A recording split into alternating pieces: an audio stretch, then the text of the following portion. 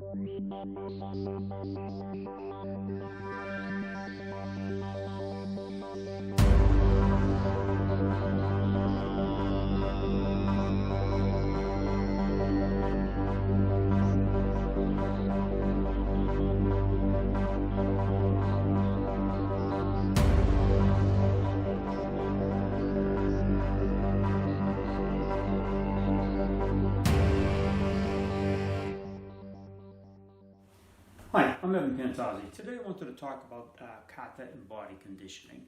Now, we all understand that a Kata called Sanshin is for good body tension and body conditioning, tonifying the muscles, developing the iron shirt to seal the muscles or make them more taut, more dense, compress against each other so it hides the nerves and blood vessels in the body. However, there are other forms, say like a nahanchi. They have body conditioning in it. Now, there's something called kentekite, where the arms are being pounded constantly with sort of all these types of drills.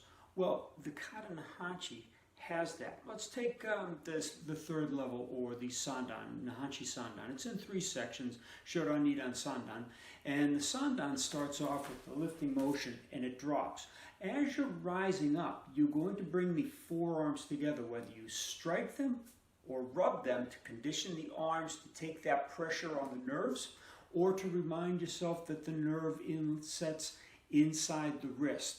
Now, that inset right in through here goes all the way down. However, the thickness of the muscle here protects that nerve somewhat. Now, if you strike it, then you can get a great effect. But if you're rubbing it, you're not going to get the rub to work to stretch the nerve. Up here on the wrist area where the muscle stops, then you have about a 5-inch section that you can access the nerve. So it's a reminder as the hands are coming up, and then they come down. Then they switch, again, causing that rubbing action.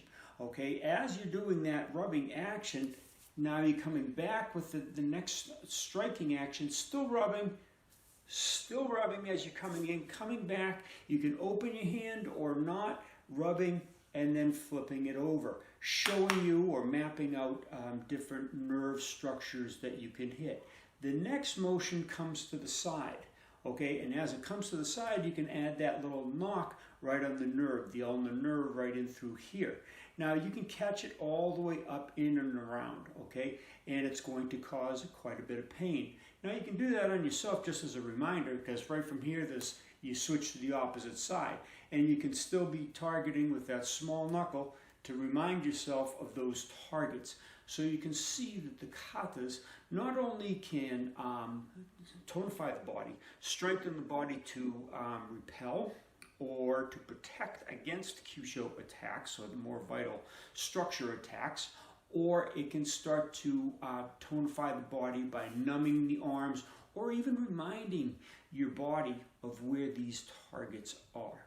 Now, just as a side note on healing, this is quite particular, but if you bump your head, you rub that area, okay? That's a natural response. That's a healing response, because you've sent in an acute message into that nerve structure that you hit, and that's why it hurts so bad.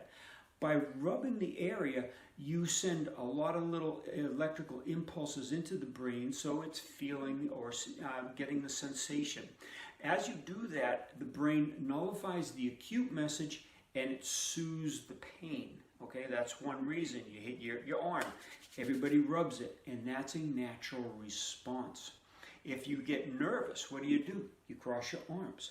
As you cross your arms and you get more nervous, you tighten, you shrug the shoulders, you make your hands, instead of just crossing your hands, you start to tighten them into fists. The knuckles go right into another nerve that this area, when you're doing your healing, calms the body.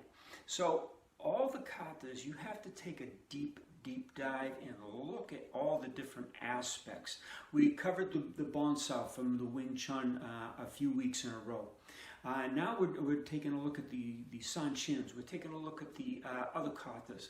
And what I'd like you to do is take one of your katas and really start breaking it down, whether you do Tai Chi or you're doing some other form.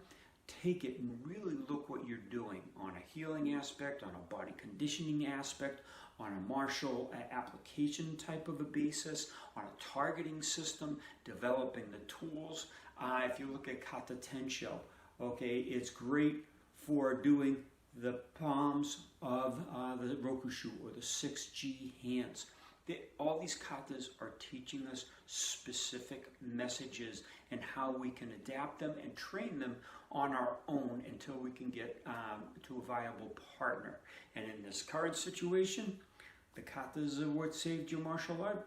Until you can get back on the training floor, or if you are getting back on the training floor, if you practice those katas and the body conditioning that goes with it, then you're better off than if you had just stopped completely.